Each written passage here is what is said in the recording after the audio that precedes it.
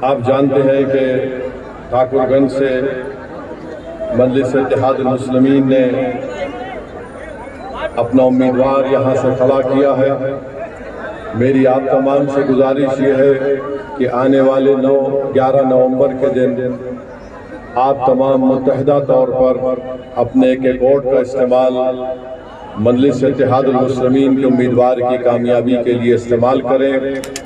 और साथ ही साथ हम आपको बताना चाह रहे हैं कि मजलिस के ताल्लुक से मुखालिफिन मजलिस बहुत सी बातें करते हैं और उन तमाम जितने सियासी पार्टी हैं जिसमें बीजेपी है, जेडीयू है, राजद है, कांग्रेस है, लोजपा है, इन सब पार्टी का एक ही बात ये लोग कहते हैं कि ओवैसी हैदराबाद को छोड़कर बिहार और सीमांचल को क्यों आता है।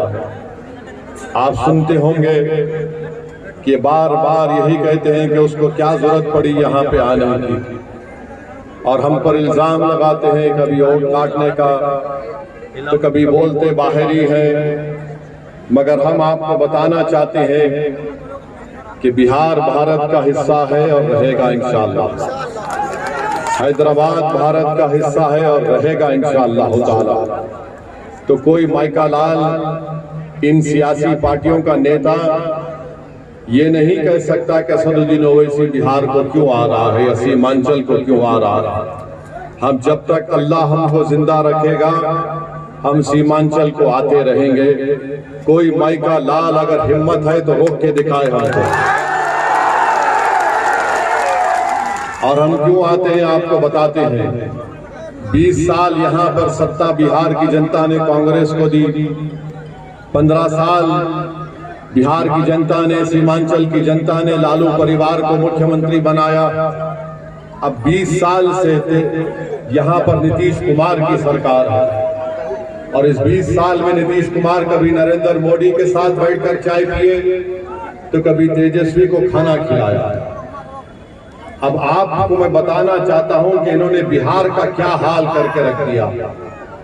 मैं हमारी माँ और बहनों को बताना चाहता हूं, एक बड़ी तादाद में यहाँ पर जमा है और मेरी माँ और बहनें मेरी इस बात से मुत्तफिक होंगी कि अगर कोई माँ अपने पेट में किसी बच्चे को पालती है, 9 महीने वो माँ कितनी तकालीफ को बर्दाश्त करके उस औलाद को पैदा करती है।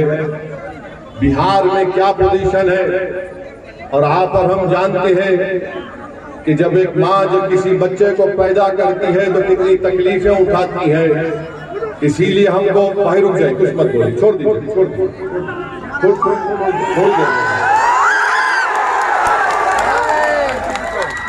हम आपसे कह रहे थे कि जो माँ अपने किसी बच्चे को पैदा करती है तो हमारे आका मोहम्मद सल्लल्लाहु अलैहि वसल्लम ने इरशाद फरमाया कि उस माँ के लिए ये हज और उम्रा एक जिहाद की तरह है। और बिहार में पोजीशन ये है कि जब कोई माँ अपने बच्चे को पैदा करती है तो उसके पैदा होने के बाद वो बच्चा मर जाता है या बच्ची मर जाती है। इसको अंग्रेजी में बोलते हैं इन्फेंट मोर्टालिटी रेट, हिंदी में कहते हैं शिशु मृत्यु दर। आपको मालूम देश में 29 प्रदेशों में बिहार का नंबर कितना है? 27वां नंबर। और आज आकर नरेंद्र मोदी ये कहते हैं कि हम बिहार में ये कर दिए, बिहार में वो कर दिए, हम बिहार की महिलाओं को पैसे देंगे, 25 लाख को हमने 7,000 दे दिए। मोदी जी, नीतीश कुमार जी, हमको ये बताइए, अगर कोई माँ अपने पेट में 9 महीने बच्चे को रखकर पैदा करती है और तुम्हारी सरकार की गलती और नाअहली की वजह से उसकी औलाद मर जाती है तो आप जाकर उसको बोलेंगे कि ये लो तुम्हारे अकाउंट में हम 7,000 रुपये 10,000 रुपये डाल रहे हैं, तो माँ उस पैसों को निकालकर आग में जला देगी और कहेगी कि मेरा बच्चा या मेरी बेटी मरी क्यों, तुमने अस्पताल क्यों नहीं बनाया यहाँ पर। और ये झूठ बोलते हैं बीजेपी और नीतीश कुमार। तो वहां चले जाओ। और फिर यहाँ पर ये मैं नहीं कह रहा हूँ, ये मोदी सरकार का नीति आयोग का डेटा है। फिर जो बच्चे अंग्रेजी में बोलते स्टंटेड, जिसको हिंदी में बोलते अविकसित बच्चे कि क्या पोजीशन है बिहार का 29 प्रदेशों में 27। जो बच्चे बोलते हैं कि वेस्टेड, इनको हिंदी में बोलते हैं बर्बाद बच्चे, क्या पोजीशन है बिहार का 27वां 29 प्रदेशों में। जो बच्चे पैदा होते हैं जिनका वजन कम होता है, क्या बिहार 27वें पोजीशन है 29 प्रदेशों में। किस मुंह से आकर भारत के प्रधानमंत्री और बिहार के 20 साल के मुख्यमंत्री ये कहते हैं कि बिहार में हमने सब कुछ कर दिया। ये सब केंद्र सरकार का डेटा है। और फिर आप जानते हैं कितने बच्चे बिहार में स्कूल में पढ़ते हैं, पहली क्लास से 8वीं क्लास में। बिहार के ए भाई लड़ना अपने को भाजपा से है, जेडीयू से है,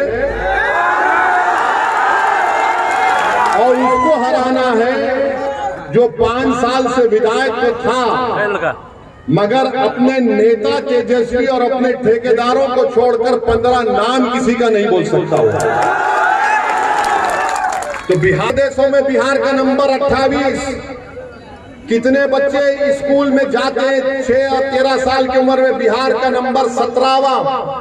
और 18-23 साल में सबसे कम नंबर बिहार का है। मोदी जी इतना झूठ क्यों बोलते आप नीतीश कुमार के साथ? ये पोजीशन है बिहार का। और सिर्फ बिहार में 9% जनता के घर में नल जल पानी का पाइप है। ये खुद बिहार का केंद्र सरकार का डेटा बोलता है। बिहार में 28% बच्चे बिहार छोड़कर कभी पंजाब तो कभी दिल्ली तो कभी कहां चले जाते हैं, जिससे बिहार के 30 से 50% घर परेशान हो जाते हैं। ये हाल करके उन्होंने बिहार का रख लिया। और ओवैसी आता है बिहार को तो सब बोलते हैं ये यहाँ पर क्यों आया। अब आ जाइए सीमांचल का। सीमांचल में जो बच्चे पैदा होकर मर जाते हैं, जिसकी मृत्यु दर बोलते हैं, यानी जिसको हमने अभी आप हिंदी में कहा शिशु मृत्यु दर, सीमांचल में वो है किशनगंज जिले में सबसे ज्यादा। इसका जिम्मेदार कौन है बताओ आप? मेरी सरदार माँ और बहनों, 11 तारीख को वोट अगर आप डालने जाएंगी तो हम जो बात आपके सामने रख रहे हैं उसको याद रखकर आप अपने वोट का इस्तेमाल करिए। फिर आप ये भी देखिए पूरे बिहार में सबसे ज्यादा पहले कौन मरता है? मुसलमान मरता है। ये गवर्नमेंट का डेटा है, ओवैसी का भड़काऊ भाषण के जुमला नहीं है। ये बिहार और केंद्र सरकार के लिए सबसे ज्यादा पहले मरने वाला मुसलमान है। और गुर्बत कितनी है बिहार में अल्पसंख्यक समाज मुसलमान की। बिहार प्रदेश कह रही है कि जो गांव में मुसलमान रहता है 50% गरीबी रेखा के दर से नीचे है, जो शहर में रहता है वो 44% है। इसका जिम्मेदार ओवैसी है क्या बताओ? मेरे अजीज दोस्तों और बुजुर्गों, किशनगंज जिले में खवानगी का तनासुब 55%। और फिर जिसको हम कहते हैं कि चाइल्ड स्टंटिंग, यानी अविकसित बच्चे कितने किशनगंज में, वो करीब 40% के ऊपर हो जाते हैं। क्यों ये सब हो रहा है? क्यों ये इसलिए हो रहा है क्योंकि आप मुत्तहद होकर अपने वोट का इस्तेमाल नहीं करते। चुनाव आता है तो हमको बांट दिया जाता है, आपको बांट दिया जाता है, ये बाहरी है, ये वोट कटवा है, ये फुला है, ऐसा है, और फिर ये लोग राज करते हैं। आप जानते हैं कि बीजेपी ने किस तरह का माहौल पैदा कर दिया। किशनगंज को सीमांचल की लड़ाई मजलिस लड़ रही है और बीजेपी बोलती है घुसपैठियां यहाँ पर। अमित शाह आकर बोलते जनता में खड़े होकर बोलते जनसभा में, भाइयों बहनों घुसपैठियों को भगाना। वो बेचारी जनता, अरे अगर घुसपैठी है तो 11 साल से प्रधानमंत्री के हसनैन साहब है या ओवैसी है? बताओ गृह मंत्री, कहाँ घुसपैठी है? सीमांचल को बदनाम किया जाता है, हमारे शेरशाहवादी भाइयों पर झूठा इल्जाम लगाया जाता है, जिसकी मैं मजम्मत करता हूं। अगर घुसपैठी 65 लाख नाम इलेक्शन कमीशन ने निकाले सीमा पूरे बिहार से, तो मालूम हो 2 घुसपैठी निकले सीमांचल से, वो भी कौन थे? बोलो मोदी, उनका नाम बोलो। बोलो अमित शाह, उनका नाम क्या था? उनका नाम क्या असद था? उनका नाम क्या हसनैन था? नहीं था उन दोनों का नाम। हाँ मोदी जी, एक घुसपैठिया को आप अपनी बहन बनाकर बांग्लादेश से दिल्ली में लाकर बिठाकर बैठे, उसको बांग्लादेश लेकर जाइए। अगर बांग्लादेश का रास्ता नहीं मालूम तो वैसी बताता है आपको कहां से ले जाकर छोड़ना। मेरे अजीज दोस्तों और बुजुर्गों, सीमांचल की लड़ाई हम लड़ रहे हैं और आपको बताना जरूरी समझता हूं कि पटना में मोदी ने, नीतीश कुमार ने क्या बनाया। एम्स बना दिया, IIT बना दी, NIT बनाया, NIST बनाया, NLU बनाया, PMCH बनाया, NMCH बनाया और फिर गया में और राजगीर में IIM बना दिया, सेंट्रल यूनिवर्सिटी बना दी, नालंदा यूनिवर्सिटी बना दी, बिहार पुलिस अकेडमी बना दी, एक खेलने का कॉम्प्लेक्स बनाया 750 करोड़ का। अरे क्या सीमांचल चांद पर है या बिहार में है, बताओ हमको। सीमांचल पटना से 300 किलोमीटर के फासले पर है। मोदी को बिहार की जनता ने 3 मर्तबा प्रधानमंत्री बनाया। बिहार की जनता ने लालू परिवार को 15 साल सत्ता में रखकर मुख्यमंत्री बनाया। बिहार की जनता ने नीतीश कुमार को 20 साल मुख्यमंत्री बनाया। तो बिहार की जनता को और सीमांचल की जनता को हम बता रहे हैं कि मोदी को आपने 3 मर्तबा प्रधानमंत्री बनाया, मगर मोदी का दिल अहमदाबाद में अटका हुआ है। लालू परिवार को अपने 15 साल मुख्यमंत्री बनाया, उनका दिल अपने सिर्फ एक ही बेटे के ऊपर अटका हुआ है। नीतीश कुमार को 20 साल मुख्यमंत्री बनाया, मगर नीतीश कुमार का दिल राजगीर में फंसा हुआ है। सीमांचल का क्या होगा फिर? सीमांचल का कैसे हम काम करेंगे? मेरे भाई, हम आपसे बता रहे हैं, अगर आप यहां से 11 तारीख को हसनैन साहब को अपना विधायक बनाएंगे, वैसे आपसे वादा करके जा रहा है इंशाअल्लाह ताला। ठाकुरगंज ब्लॉक के रसिया पंचायत के भाद गांव में जाने वाली सड़क को आजादी से नहीं बनाया गया। हसनैन साहब, आपको रोड बनाना पड़ेगा, आपको चक्का जाम लेकर करना पड़ेगा, चक्का जाम करेंगे। अगर आप बोलेंगे आ जाओ सऊद्दीन ओवैसी हैदराबाद से, मैं भी निकल कर आकर बैठ जाएंगे। और फिर पुलवामा पंचायत में गिरा बस्ती में सड़क आज तक नहीं।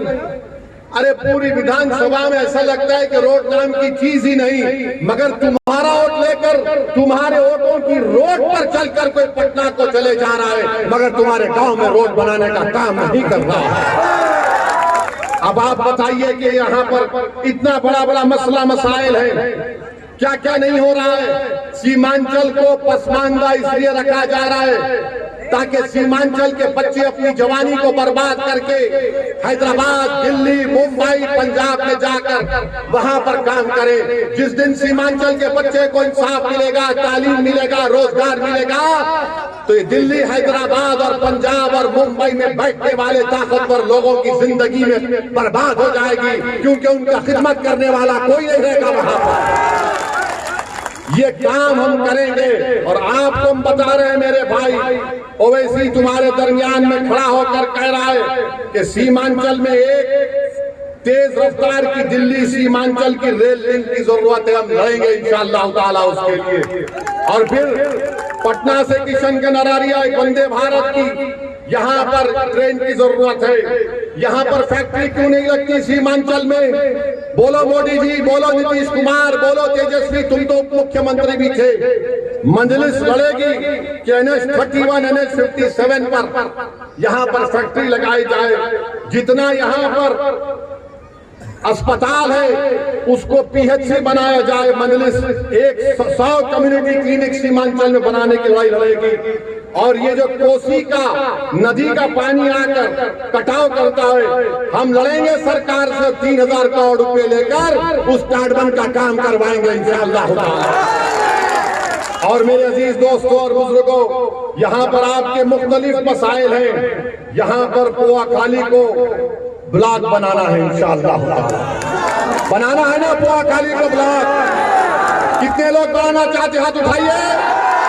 तो 11 तारीख को पतंग को बटन दबेगा और पोआखाली ब्लॉक बनेगा इंशाअल्लाह। फिर यहाँ पर आप जानते हैं कि बोआखाली में जो अस्पताल है उसको PHC बनाना है, नदी कटाव टाटबंध का काम है। और फिर आप ये भी जानते हैं कि यहाँ पर देरामरी में, बोआखाली में, जिया पोखर में, कड्डू बिटा में रोड को बनाना है। ये सब काम इंशाअल्लाह ताला ये आपकी जिम्मेदारी है। और हम आगे आपको पूछेंगे हर 6-7 महीने में काम कितना आगे बढ़ा, क्या नहीं हुआ। सिर्फ भाषण देकर जाने वाले का नाम असदुद्दीन ओवैसी नहीं है। अगर भाषण देकर जाता तो 11 साल से बार बार आपके दरमियान में नहीं आता। हम 11 साल से आते रहे और इंशाअल्लाह जिंदगी बाकी रही, जिंदगी वफा की तो तुम्हारे दरमियान में आता रहूंगा। तुम्हारी लड़ाई मेरी लड़ाई है। मेरे अजीज दोस्तों और बुजुर्गों, मोदी ने वक्फ जायदाद को छीनने का कानून बनाया, मस्जिद दरगाह खानखा को खत्म करने का कानून बनाया। दुनिया ने देखा कि असदुद्दीन ओवैसी भारत के पार्लियामेंट में अकेला था, मगर अकेला खड़े होकर हमने बीजेपी के तमाम और NDA के MPs में आंख डालकर कानून बनाया। बाबा